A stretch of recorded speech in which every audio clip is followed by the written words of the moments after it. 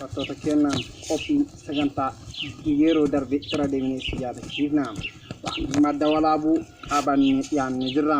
Miseensa baaddii madda walaabuu qaabbilee garaagaraatii fi yaadolee garaagaraa warra turee wajjin wal qabatuudhaan irra deebiidhaan kan si yaadachiisu wanta baankii madda walaabuu baankii madda walaabuu duuba taasifannaa fi dura taasifannaa hedduun irratti raawwataniin akkamitti cunqursamaa jiraa fi akkamitti seenaa jiran wanta gara nama qabatu gara nama nyaatu akkamitti gara nama kayyaatu fi saba kanaa kan ta'e irra deebiidhaan namoota iddaa kan guddisu yaadolee garaagaraatiin kan nama dhibaa jiru kinnisa mootiin qabne taachuu himanii jiru. Kinnisi mootiin qabne kun aadaa turizimii fi hanqina naannolee garaagaraa guddina baankiin raawwatamaa jiru hunda isaatu akka hanqinaatti adeemsaa jira. Irra deebiidhaan kan nama yaadachiisu bara 1987 fi sana dura kan ijaarame baankiin kun haala ho'aa fi jijjiiramaa ta'ee itti fufee ture. Baankiin ammas irra dhaabbataa jira.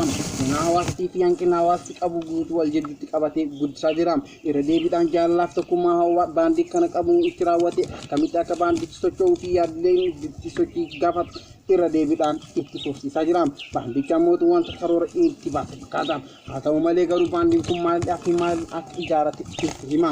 Yaadolee garaagaraa baandicha kanarraa onni hawaasummaatiin kan gadi bu'e ta'uu hubatanii jiru. Baandiin hawaasa kanarraa kan bakka bu'ee fi jaalalaaf tokkummaa hawaasa kanaatiin beektotaa fi jaalatamtoota hawwatamtoota naannoo kana akka jirtanitti jaala wanta tokkoo fi lama osoo hin jenne lakkaa'ama.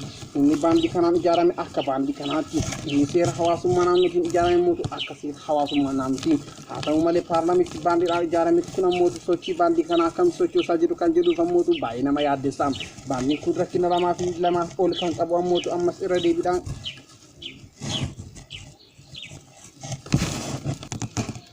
hawaasni baandii kana deeggaru baay'ee gahaa ta'uu dhabullee hawaasicha wajjin osoo mari'atiin baandiin dhimma tokkoo fi lamaan ijaaramaa jira. Ammas bulchaa hawaasa kanaa kan yaadaa jiru baandii kanarratti aadaa turizimii ta'uu hubannee jirra. Maanichaa fi akkamitti wanta aadaan isaanichaa kan sochoosatu seenaa bara dheeratii fi gabaabaa kan nama yaaddessuu fi akkaan nama furmaata kan dhoobu yoo ta'u mootuu utubaa naannoo isaatii fi haala hanqina isaa kan dhabsiise yoo ta'u yaadolee garaagaraatiin kan fudhata yaalaala insammaa ta'atii fi aadaleen garaagaraa akka harkifannaa keessa jiru yaadu hubannee jirra.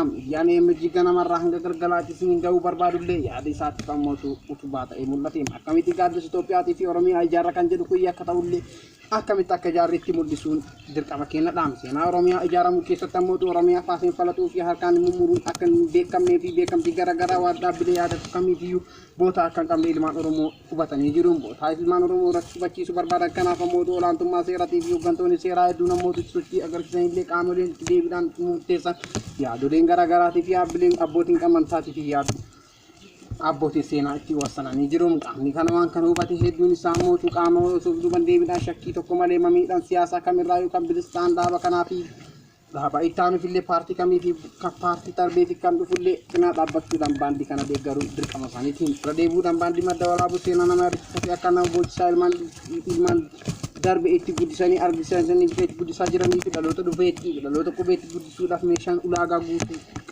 qaba jiraachuu qaba jechuudhaan miseensi amma keessa jiru gabaasee jira. Irra deebi'uudhaan baandii kana deeggaruu warri barbaadan mootu akkamitti akka laayik sheer sabiskiraayib gochuudhaan yuutuubicha dhuftanii rakkoo isaa hubattanii akka nurraa qoodamtan barbaanna.